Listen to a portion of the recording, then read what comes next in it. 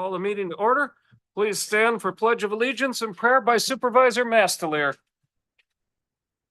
I pledge allegiance to the flag of the United States of America and to the republic for which it stands, one nation, under God, indivisible, with liberty and justice for all. Let us remember that in a month, we will be seating a new board. Let all of us be supportive to these new and old members by showing compassion and understanding and assisting them to acclimate to the nuances they will face. We ask this, Lord, and in the words of Harry Truman, to those of us who are leaving, we should go home as a private citizen, as the time has come to say good night and God bless you all. Amen.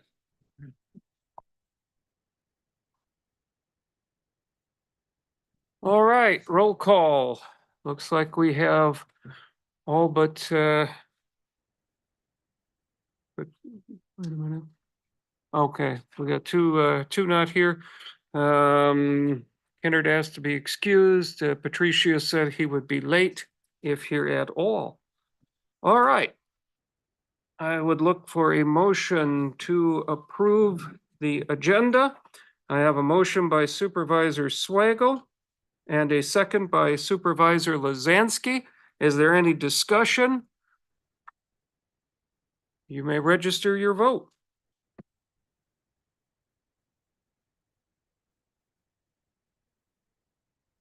Supervisor Brown. There we go. We have 18 yes, none opposed. Motion carries. Would look for a motion to approve the previous county board minutes.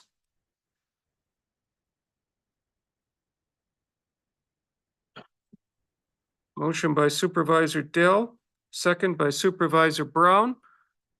Any discussion of the minutes, previous minutes? Very well, you may register your vote. 18 yes, none opposed, motion carries. Citizens input. We have none. Does anyone wish to speak to the board? Is there anyone who wishes to speak to the board? Does anyone wish to speak? Very well. We will go on to appointments. Would look for a motion to approve the appointments to the local emergency planning committee. Motion by Supervisor Vollenweider, second by Supervisor Romden. Is there any discussion of that motion? Seeing none, you may register your vote. 18 yes, none opposed, motion carries. Annual reports and others as requested. Up first is KCEDC.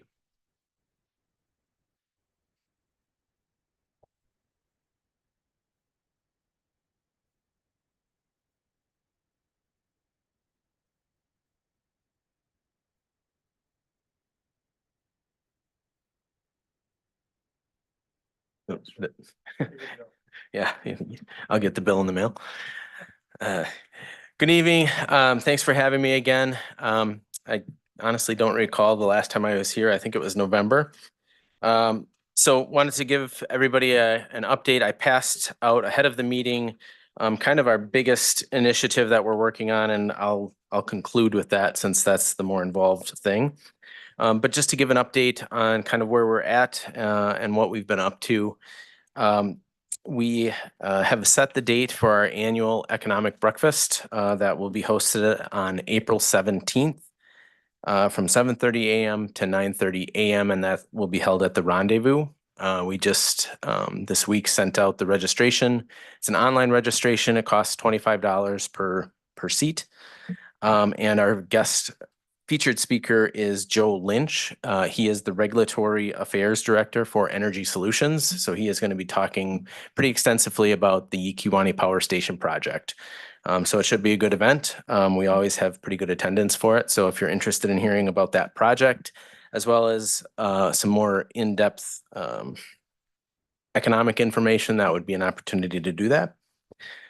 Just this week, we also announced that we will be leading the first Kewaunee County Small Business Expo. That is going to be happening on May 4th at the fairgrounds from 9 till 4. And it's the intent of that event is really to raise awareness of the small businesses that we have in Kewaunee County. We've heard from a number of them that they provide a service here locally, and a lot of our residents are going to Green Bay for those services. They didn't know that we had these services locally. So our hope is to have all of our small businesses across the county in one place. So the citizens of the county can come and check it out and see what's actually local in their county, so they don't have to travel or get external people. So we have space for 75 small businesses. I think we're up to about 23, 24 confirmed already.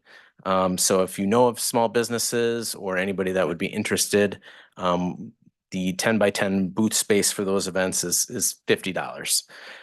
Any of the event itself will be free to the public, and any of the revenue that is generated from this is going to be utilized to create a scholarship that is only exclusive to Kewaunee County students. So a couple of upcoming events from us. Organizationally or operationally, I should say, we actually have a full board meeting tomorrow, so we will be electing our officers tomorrow. So some of those may change, or some of them may stay the same. As of right now, John Massler is our chair, and Gary Poppy is actually the vice chair. So if you have questions about our board, they're two guys to talk to. What else?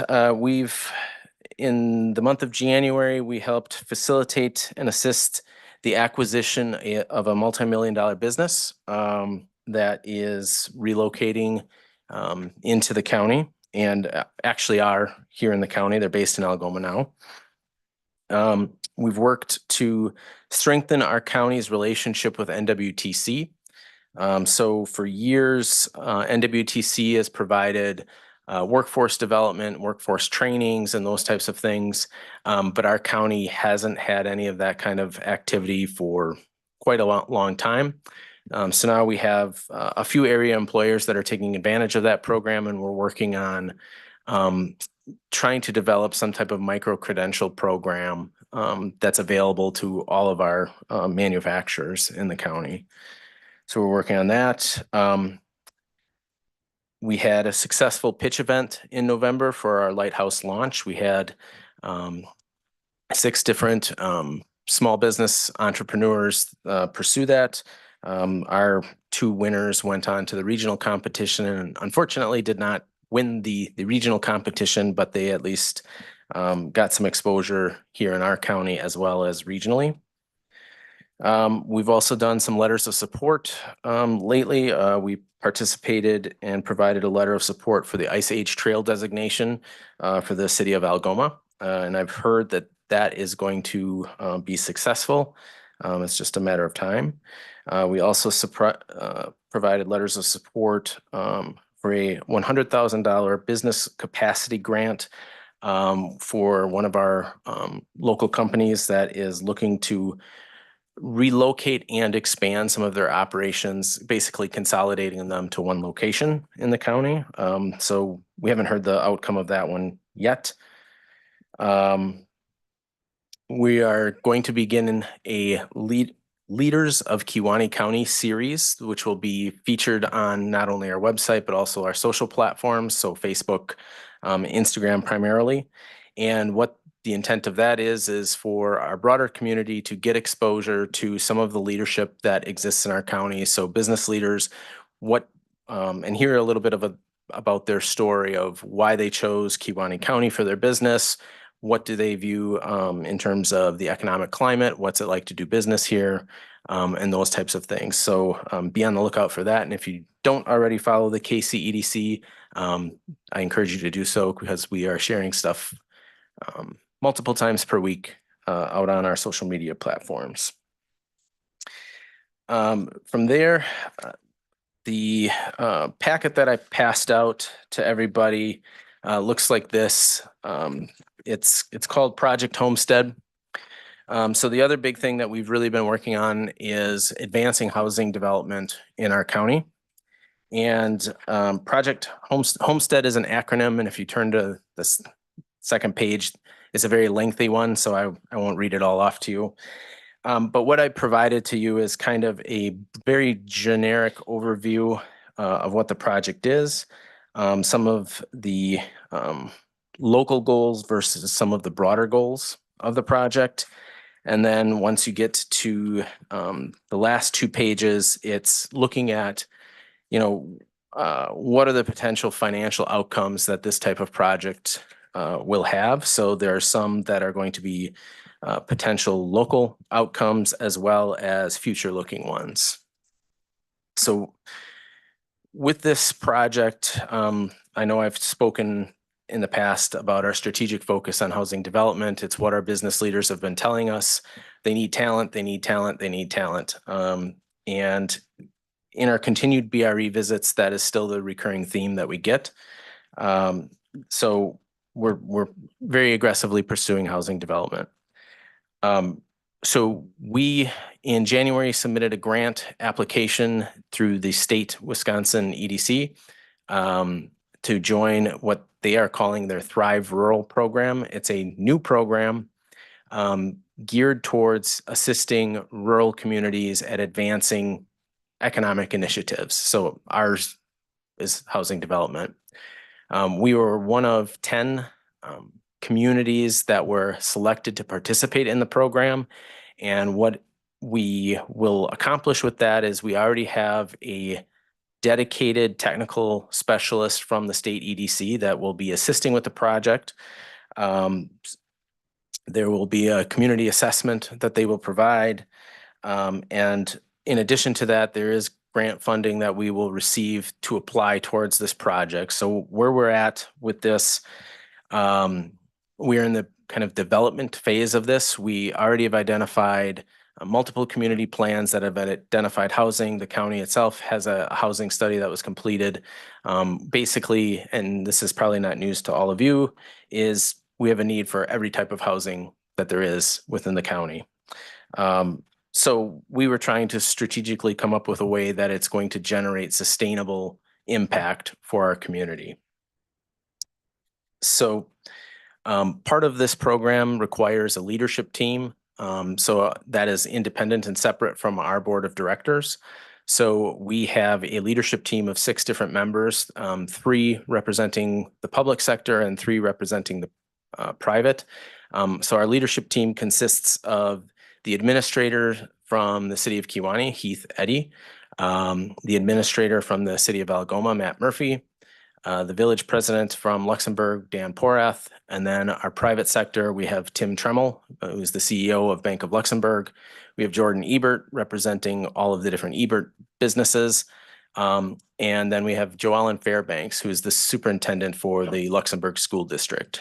So part of our hope with this project is 1, obviously to build houses, but 2 is we want to create financial sustainability for our county to fund future development projects.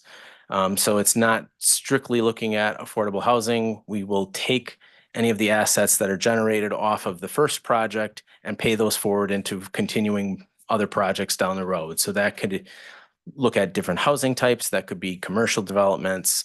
This kind of the sky is the limit. So the foundation is looking at affordable workforce housing. That's not low income housing. Affordable just means it's 30% or less of the average salary in the county, which our median income as of last year for our county is $72,328. So if you look, and I won't compare us beyond this. If you compare us to Brown, Door, Manitowoc, Oconto County, we have the highest median income of any of those counties. So we're in a very good position for this. There's a similar program that's already underway in Sheboygan County. So we are seeking to replicate some of that success that they have had. So strategic partners in this project for us includes New North. Bay Lakes Regional Planning Commission, UW Extension, Sheboygan County's Economic Development Corporation, and of course, the state EDC. Working with our leadership team, we have a 15-step action outline already created for this project, one of which, step one, is already completed, which was more or less identifying the need. But within that 15-step action outline, we have numerous sub-actions that need to happen to move the project forward. So our next critical dates are coming here in April, and that will be to receive the grant funding for year one and grant funding for year two. So the KCEDC will be obtaining $50,000 through this program, which will automatically go funding back into the development of the project. We cannot use any of those funds for operational costs, so they are not paying my salary. They're not paying our board for a fancy dinner or things like that. They have to be allocated back into the project. So the goal within these 2 years is to get all of the development and all of the planning laid out.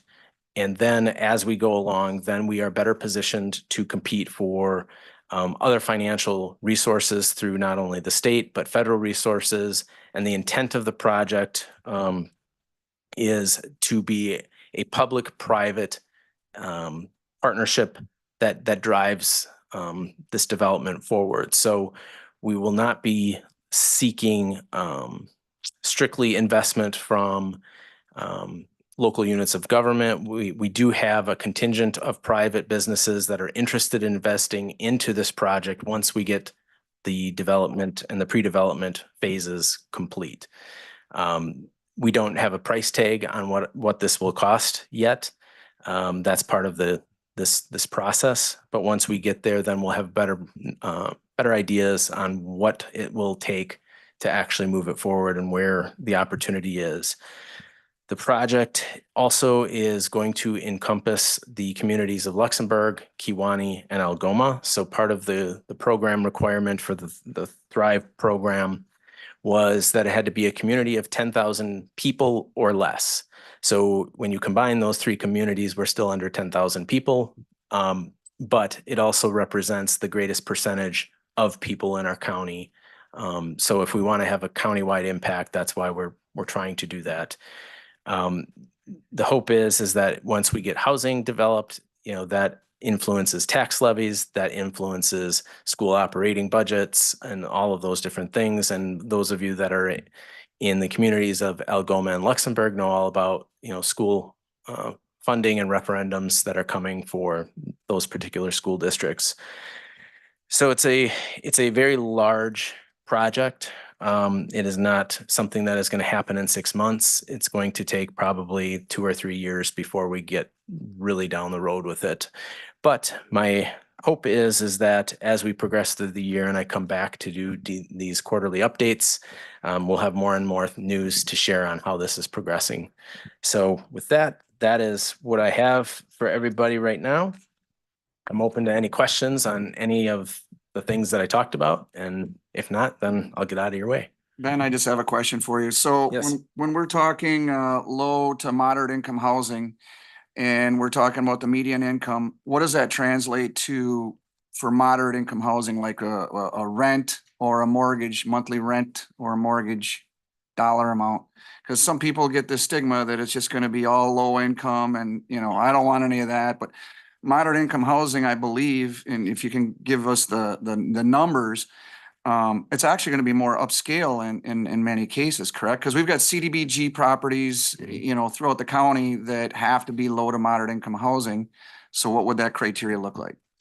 Right. So there wouldn't be any. So that's one of the big distinctions when we start talking about different types of housing is low income, median income, affordable housing, life cycle housing, rental properties, senior properties, et cetera. So when we talk about affordable housing, what we are looking at is not low income or government subsidized type of programs. The homes that are being built currently in Sheboygan, their value is somewhere in the I forget the number off the top of my head, but it's near $250,000. So and their homes are about 1,300 square feet. So what we would be looking at is something similar to that, and what will determine what that actual number is part of this development phase that we're working through right now. We have to look at what our area employers are paying as starting wages, and looking at those open positions that we need to backfill and calculating out those numbers based on that. So Are those it's a numbers moving gonna target. match though? You know what I'm saying? If the CDBG requirements are X number of dollars a month based on your median income housing, it may or may not align with what employers are paying. Right. So that's part of what we've done over the last, I don't know, year and a half. We've done some manufacturing wage scale surveys. We've participated with New North on a number of those different things. So our area employers have been provided some of that information. So one, they know where they fall in line with their competition regionally, but then two, it's starting to give us that baseline for what we would need for this project.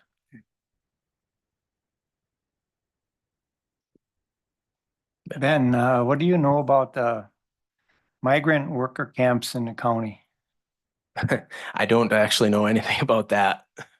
Our fire department is being approached to inspect these migrant worker camps, Oh, I was, farms and homes that are being, more bedroom space is being made into garages and everything. You don't know anything about that? I have not actually heard of that. I guess thinking of where maybe some of the concern may be in terms of if we are building houses, who's going to live in them is a very honest question that a lot of people have. And if we model our program similar to what Sheboygan's is, they have put a number of restrictive covenants on their developed homes. So for example, they cannot be owned by an LLC or a business entity. They have to be owner occupied. At least one adult living in the household has to provide proof of employment in Sheboygan County. So if our intent is to drive workforce and those types of things, they have put those types of things in there. Part of their program, so they had 4 of their largest employers in the county all pitch $2 million into what they call their forward fund, and they also had their county contribute $2 million. So they started out with a seed fund of $10 million for their program. Now, I'm not under any illusion that we have $10 million floating around in the county that's just going to land in this account. So that's why we have to be a little bit more creative. But if we can get the financials and we can get the layout of where we could actually be successful with this, then we would look to try and create some of those covenants and things to drive the workforce attraction and retention. Part of what Sheboygan is doing is they use that forward fund to acquire the land where their house is developed, and they've provided a down payment assistance to people that are purchasing the homes. But they recouped that investment on the sale or transfer of that property down the road. So we have what helps our situation is there's a blueprint that already exists. Ours will look similar, I think, in the end, but it'll probably have some variations in how we get it off of the ground. So I know when we start talking about affordable housing, it's, well, nobody wants to attract riffraff or those types of situations. And, we've already thought of that on the front end and how we can do that. But to get to those points and to be able to establish all of those restrictions and covenants and all those types of things requires a lot of legal work, fair housing standards and those types of things. And so essentially what the EDC is doing is we're taking on the role that a developer normally would. Part of the challenge for our county is our population size and those types of things. So we're not as attractive to a developer as a suburb in Madison or Milwaukee or things like that. So instead of, I guess, collectively, as what the EDC has decided is we're not waiting for somebody to ride in on their white horse and do all of this development for our county, we're gonna put ourselves in the driver's seat with it. So legal residence is one of the things that would be a requirement in those covenants. Yes.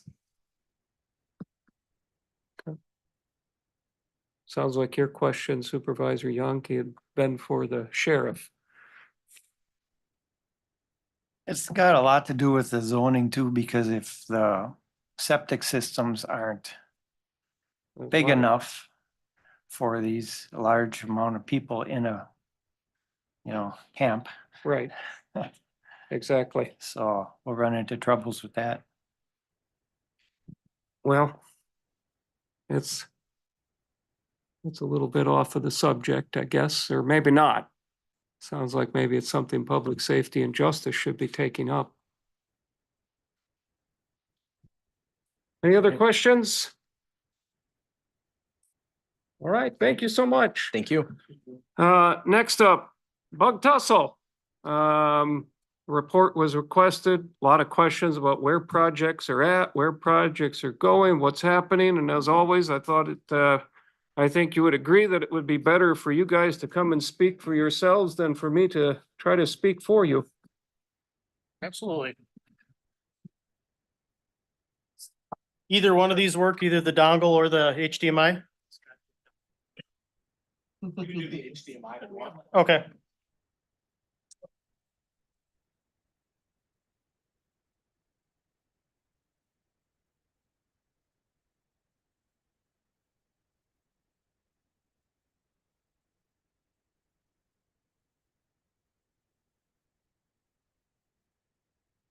There's two of us, I'm gonna speak a little bit loud.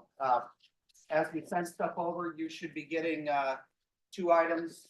One is just a packet of information, which just kind of shows tower subscription, for each of the towers and the OLTs, which are the fiber segments, as well as maps of the fiber segments and the map of the towers.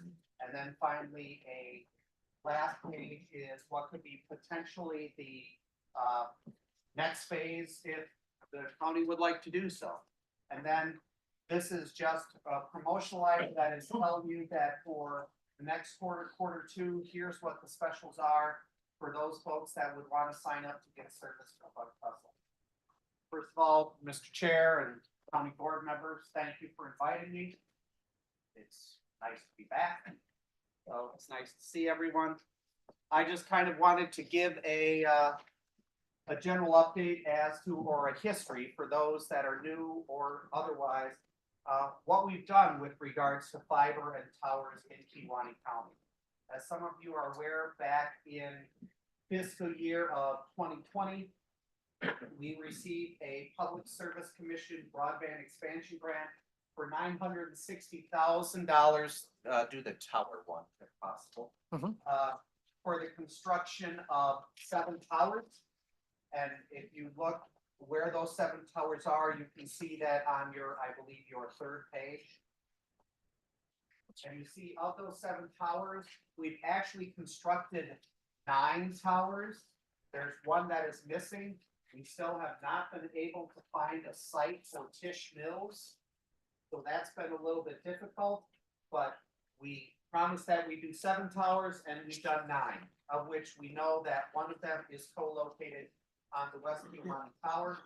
That was a expansion grant for $960,000, of which the county provided a loan to Bug Tussle for that. We are making the annual payments for that loan, of which you receive that $960 all back plus 3% interest. We also then, Kewaunee County did a second broadband expansion grant in fiscal year 2021, which was a fiber project, a phase 1 fiber project, which was 61.7 miles of middle mile fiber, of which you can go to that one. Well, that's gonna be the whole thing there. So let me go back over to the Okay. dashboard here. There we go. So pretty much close to the green. So Yeah, pretty close to the green. all of the green, including Bayview up there, that is the 61.7 miles of middle mile fiber. that Kewaunee received a broadband expansion grant for $1.4 million, of which that was the county matched that as a loan to Bug Tussle. And again, we are making annual payments on that $1.4 million loan. That is actually as a total a $4 million project for that. And where we are, and then I'll do the third one before I go back to the current status.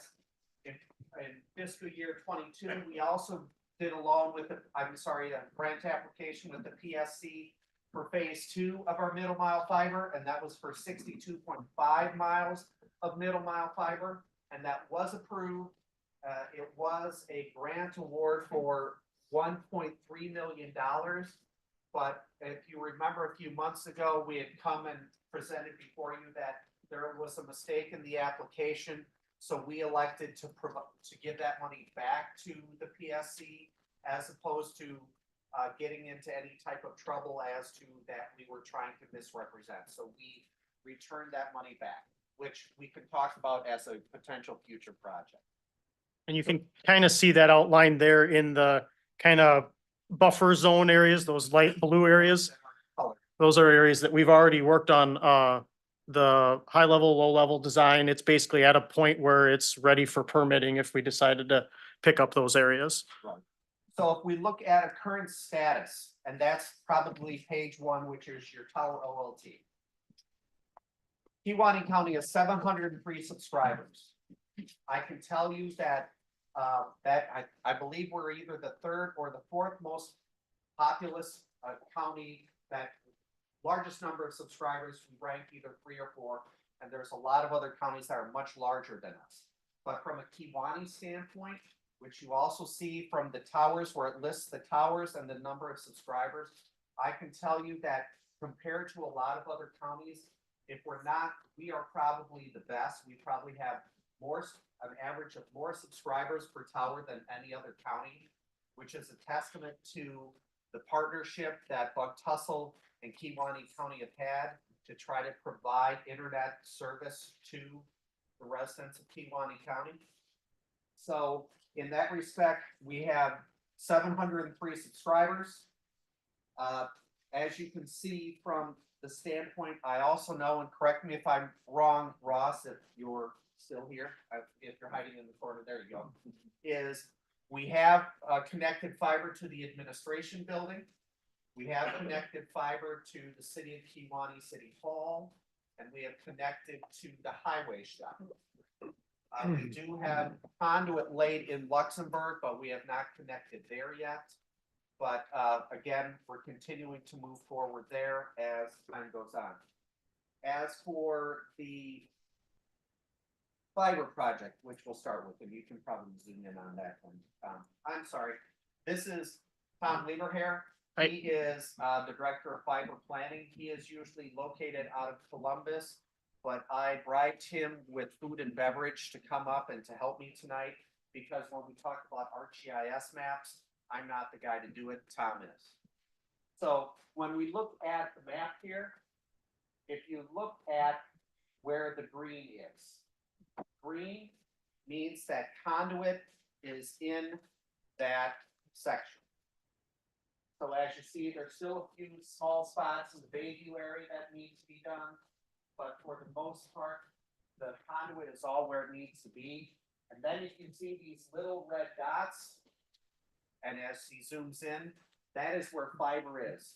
The Norman OLT, which basically goes south of Kewaunee to the Manitowoc line, is live, has been live for a number of months. We have 42 customers on that line right now. So we will continue to do that. So then the question will be, well, where are we going next? And if you zoom back out, first we'll be doing what is the Casco OLT. And the Casco OLT will go from roughly where the highway shop is, right? Yep. Up along to Casco. And that ends right over, kind of where we just on 54, where we would turn south to go to Ryan's Corner Tower.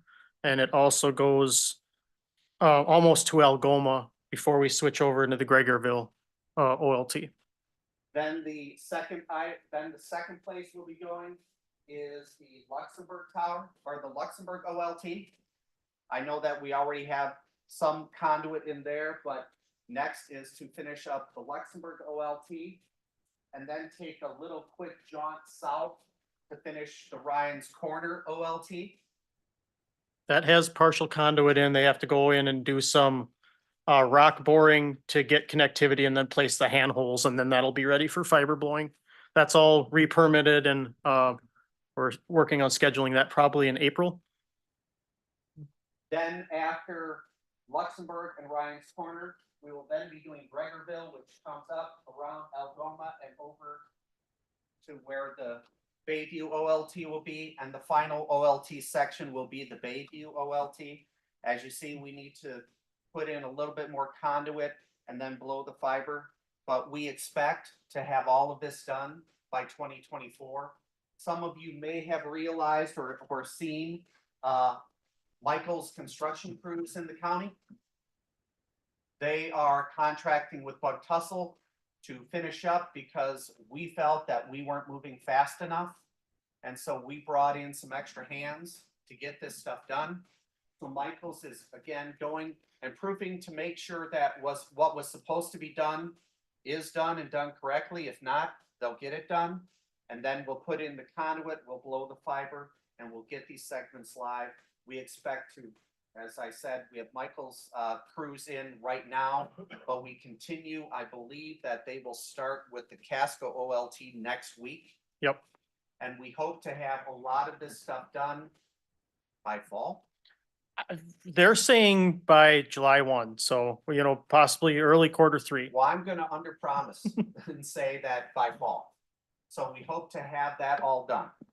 So in that respect, last but not least, and then the only other part that I would go back with is, so we should have all of this done by 2024. Just as food for thought for the board. We've had a lot of success, Kewaunee County and Bug Tussle. We would love to continue that success. We would love to be able to do this phase 2 that we weren't able to do before. That is something that we'd love to discuss with you as to, is that something that Kewaunee County would like to do? And if so, we may want to reconfigure the route just a little bit, but we'd want to talk about the route and what the funding mechanism would be. We could do something very similar that we've done in the past, which is that Kewaunee County provides loans that we just pay them with. Other counties, what they will do is they will issue debt and bonds, and we will take over the bond payments for that county. We always prefer the loan a little bit more. Why? Because the interest rate is a little bit less, but that is something that can be discussed.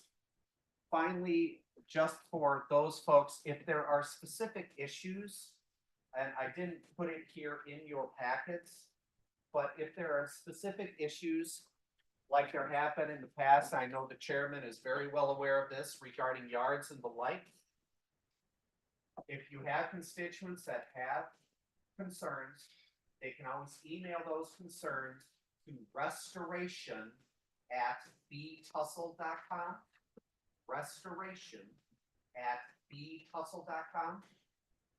Otherwise, what they can also do, if you have any questions, you can always email me. That's scott.felt@btussle.com. If people have questions about service, there is a toll-free number, which is on the back of your flyer there, but that's 877, I'm thinking of 833 B-Tussle. 877-227-0924. And again, if any of you need to contact me directly, my phone number is 920-417-8902. Now, I've thrown a lot of stuff at you, and there may be specific areas you want to look at or talk about. We're going to still hang around till the end of the meeting, so that way if you want us to pull up a specific section of the county, we can do that for you and take a look at what questions or concerns that you may have. Are there specific questions that anyone has? Supervisor Gillett? Thank you, Mr. Chair. Representing Lincoln Township, there's been a number of concerns in Lincoln Township. I believe looking at your area of cable or the fiber, that may be some of the unburied cable we're seeing in that area. You mean you have some of the conduit kind of poking out? Yes. Yeah, This is Lincoln right here, right? Yes, I believe so. Yep. So- Yep, straight north of urine. Yep, so part of the construction issues that we had, and you guys are aware, you guys live here, there's a significant amount of rock in Kewaunee County, and we encountered a lot of rock up there, so we have to get back in there. We've re-permitted that area. It'll be a lot of rock sawing, rock boring, so you'll see specialized machines out there for that. But because of that and where things left off with construction, yeah, you're gonna see those conduits sticking up. The idea is to get up in there. You know, it'll be the later part of the project, you know, probably early summer, that we'll get up in there to do that rock sawing unless Michaels can free up a rock saw rig earlier. But then that will allow them to interconnect that pipe and get it all underground and get the handholds in place. So that should be resolved here in the next few months. Okay.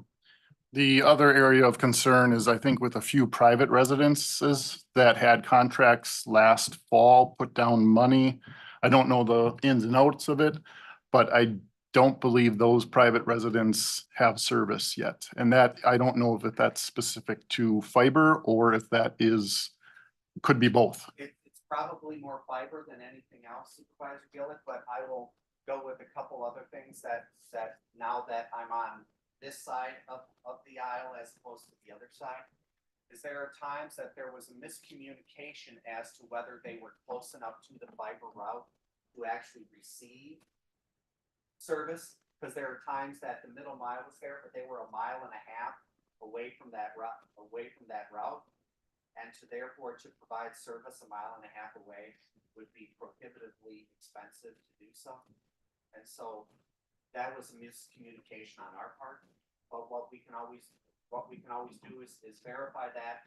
And if they did put money down, which I'm not sure that they did, but if they did, we can be very clear as to whether they can receive service or not from a fiber standpoint, and if not, refund them their money.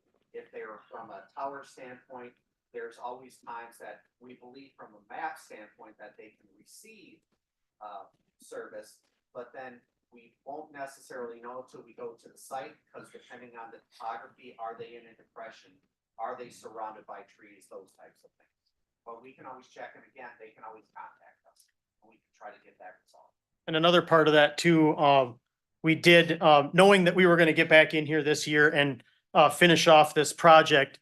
If we had sold customers that had already signed an agreement and we had the capability to go and get their service wire buried from the right of way to their house, there was a number of residents in Kewaunee County that we were able to do that last fall. That just means that it's that much quicker for us to be able to turn them up, because that piece is already done. As soon as we get the fiber through there, we get them spliced and they're turned on. So, but that did cause some heartache because they saw that the drop was getting put in. They assumed that that meant that we were closer to actually being able to turn them up. So I'm sure that's some of what you've heard as well. I think some follow-up would be time well spent, because the interactions I've had with a few of those individuals, they're less than impressed right now. Yeah, we've experienced some of that, and again, to be completely blunt and honest, we're behind schedule from where we should have been. And we understand that and we know that. And that's why what we need to do is we need to bring more hands in. We need to make sure that yards are cleaned up, and we need to make sure that people are happy and that the experience is there. So we need a little bit of contrition and saying that, yes, we're trying to make it better. And that's what we're trying to do. Thank you. Other questions? All right, thank you so much for coming out. Not a problem. I guess the better question is, does anyone want us to stay around to possibly look at stuff after? Because I don't want to therefore take up time otherwise if need be, because Tom has to drive to Columbus, but we're more than willing to do so. Yeah, and if not too, you can reach out with questions to Scott, and if it's something that needs me, he can, forward that on to me, and I'd be more than happy if you have specific questions about an area, an address, hey, what is it looking like for this address or whatever, we can look into that stuff for you too. All it takes is an email. Mr. Depo? Yes. I just had one quick item, and if you already touched on it and I missed it, I apologize. But when you were still here as administrator, there were, I think, quarterly updates that were provided. I don't know if that's something Bug Tussle is still doing, if it is, or if it's not. We are trying to do that. There's been some movement around, and so the person that usually put together the quarterly reports has moved into a different area. But we hope to have quarterly reports now that it's January through March. I hope to have a quarterly report then sent out in April. Okay. There were a couple of occasions in committee meetings that it was mentioned that those were helpful and would be appreciated in the future. So Absolutely understand. thank you. All right, very good. Thank you. Thank you for your time, everyone. Nice to meet you all. Absolutely. All right, we'll move on to administrators report. Do you have anything, Jeremy? I can be very brief because everything from the administrator's office this month has been in the committees and will be in the committee reports. So nothing new this evening. Excellent. Thank you. Thank you. Going to move on then to committee reports. You have reviewed the various minutes. Are there questions from any of the committees? Committee report, Supervisor Swaggle. Thank you, Chairman. I don't have a question from the committee reports, just that questions. I'm not sure exactly which committee they would fit. I think two of them be for highway. I was questioned by constituents, people out there. The first one was when the salt brine was being applied and it was 40 degrees one day and no weather reports of any adverse weather coming. How is the salt brine decided when and where it's applied? And is there any answers to that?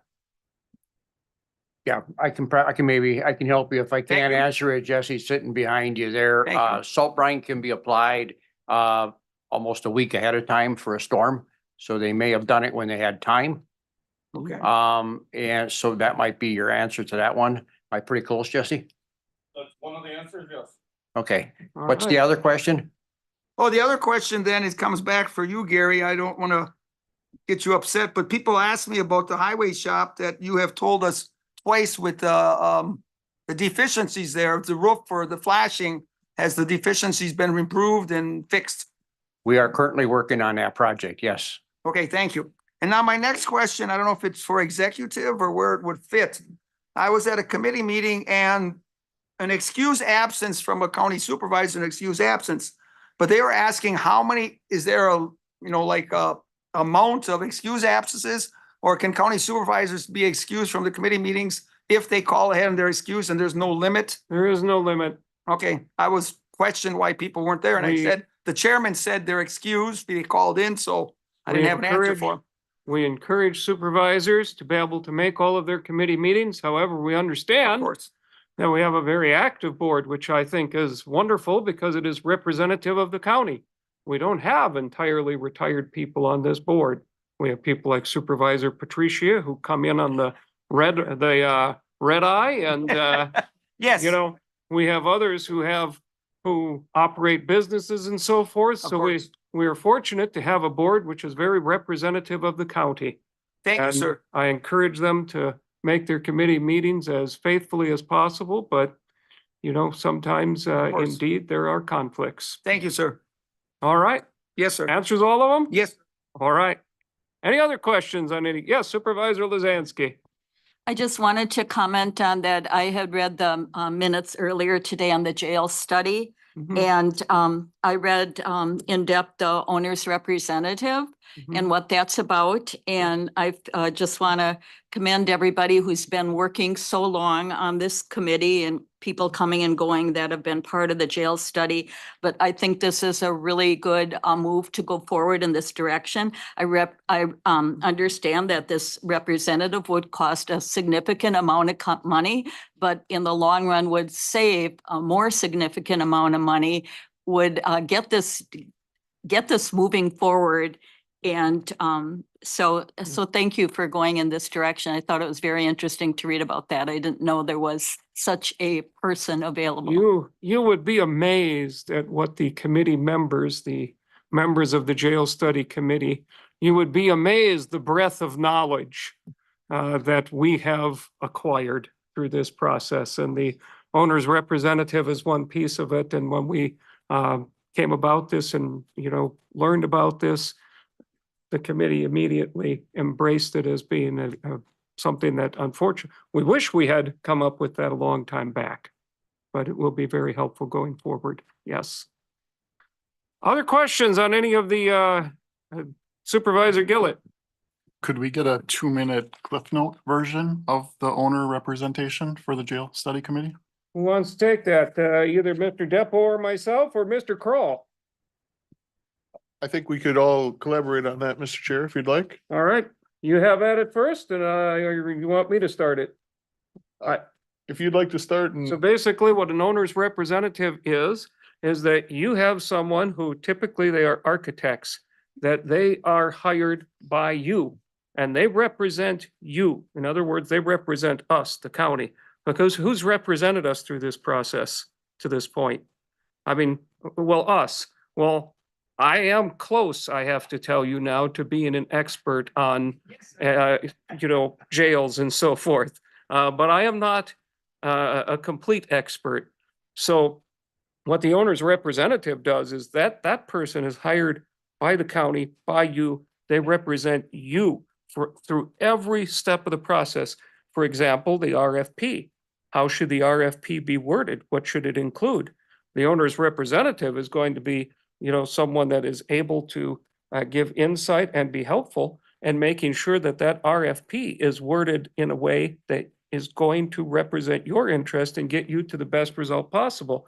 Because even as early as the RFP, if that isn't, worded in the best way possible and the way that is in your interest, you're already kind of possibly losing some ground. By the time the blueprints are drawn up, it's pretty well baked in. So that owner's representative is somebody who is hired by us specifically to look out for our interest. Anything else? I think you gave a solid summary, Mr. Chair. I think the other thing that I think it's worth it to share with the whole board today is just that the owner's representative can take bits and pieces of different parts of the project at the discretion of the customer and the county in this case. And I think, at this point, we're exploring a pretty full-featured solution as far as engaging them from the RFP through monitoring the building project itself and soup to nuts, so to speak. So, before these things are acted upon, there's committee and board action that would need to be taken, and a more thorough summary will be brought back before you. Does that answer it? You bet. Okay. Any other questions on any other committee meeting, any other committee minutes? All right, very well. We'll move on to first reading of ordinance. We have none.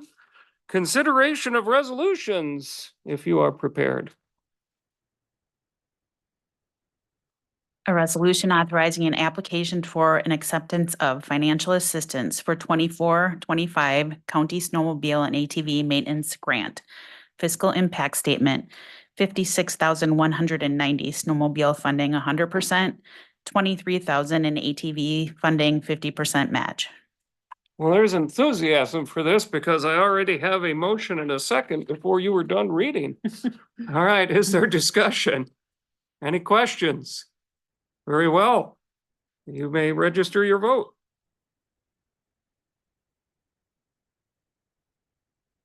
$19 yes, none opposed, motion carries.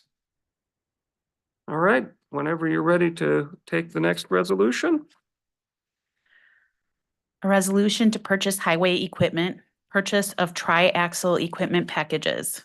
Fiscal impact statement, $276,095.50 from the Highway Enterprise Fund 2024 budget.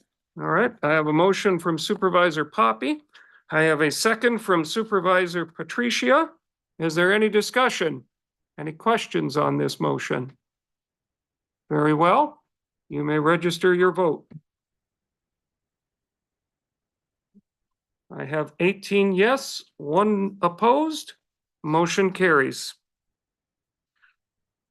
We will move on to consideration of ordinance read at previous county board meeting. There are none. Communications, resolutions from other counties. From Barron County, a resolution requesting changes to Wisconsin State Statute per diem payment authority for county board members serving on municipal library boards and number of county board members to serve. All right, that's it. All right, are there any Kewaunee County events that are to be shared? Supervisor Lazansky. So on this Friday, Holy Rosary is having a March medley of meatless meals. So it is from 4:30 to 6:30 at night in Father Mike Hall. It will be all meatless, so there would be various soups, salads, pasta dishes, grilled cheese, and lots of desserts. It's $10 for 12 and through adult, and kids 4 to 12 are $5, and under 4 and under are free. So come on over if you're hungry, all you can eat. All right, any others? Supervisor Mastelier. Well, on Saturday, if you have a thirst for good beer or wine, that includes you. I would like cheap beer. Yeah, well, we've got cheap beer. You come on over to the fairgrounds and partake in a couple of really good beers, 200 to be exact, and about let's see, most of the wine was delivered to me today. A substantial amount. But that wine will be there. We have 7 food vendors from throughout the county. I encourage you to, if you would like tickets, tickets are still available online until midnight tonight. They are available from myself, Van's Lumber, or any Bank of Luxembourg location. And after that, you can buy them at the door for a few dollars more. All right, thank you. Any other Kewaunee County events? All right, very well. Moving on, comments from the chair. First of all, I do want to let you know that April 11th, we are going to have a special board meeting that is going to be at 5 p.m. And the purpose of that meeting, obviously, we'll get the resolution and so forth out for you. The purpose of that meeting is after meeting on Friday, meeting with the new highway commissioner. He has ideas and requests for upgrades and improvements and efficiencies on the ready mix plant that should significantly improve our highway department's operations.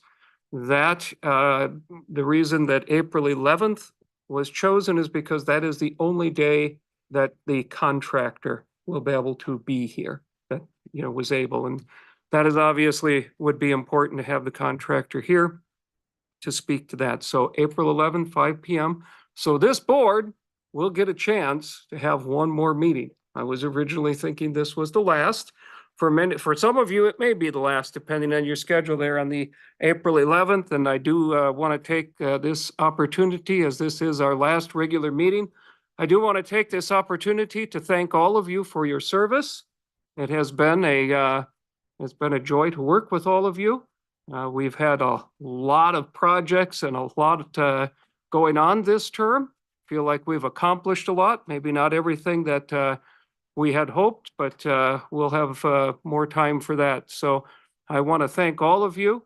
There's a few of you that are going off.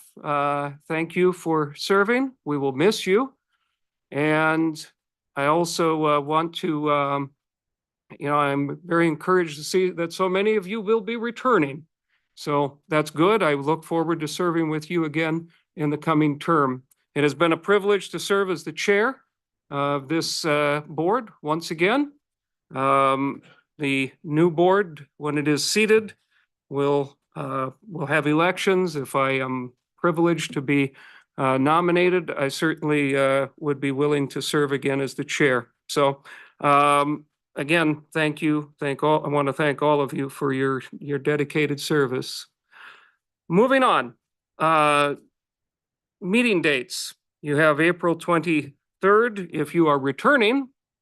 April 23rd is the organizational meeting. New member orientation at 5 o'clock. It won't apply to you. Organizational meeting 5:30. May 21st at 6 PM is scheduled. June 18th at 6 PM is proposed. I would need a motion for that. So move Supervisor Augustine, second by Supervisor Poppy. All in favor of the motion indicate by saying aye. Opposed, motion carries. Supervisor Dell? Motion to adjourn? One last opportunity? Oh, I guess we're doing it on the pads. Sorry, Supervisor Vollenweider beat you. You can second. Supervisor Romden got you. All right, you may register your vote. Well, You don't have to vote on it. oh, okay. We don't have to vote. Motion, meeting is adjourned. Thank you.